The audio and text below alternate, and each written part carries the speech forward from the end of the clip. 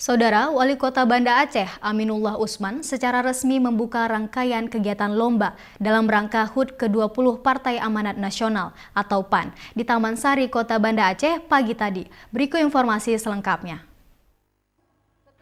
Tampak hadir pada pembukaan lomba tersebut Ketua PAN Kota Banda Aceh Zainal Arifin, pengurus DPW, DPD, DPC, FKPK, para caleg PAN yang maju pada DPRA, DPRK maupun DPR RI.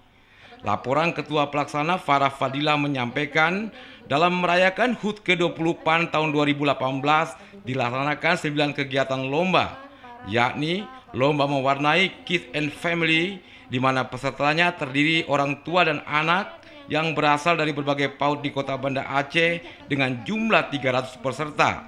Lomba masak mie Aceh dari 90 kampung, paduan suara tingkat SMA sekota Banda Aceh, lomba tendangan 12 pas kategori umum dengan sistem door prize, bazar UKM dengan jumlah 25 stand dari berbagai jenis bidang usaha kuliner dan kerajinan tangan, donor darah dan senam jantung sehat di arena Care Free Day.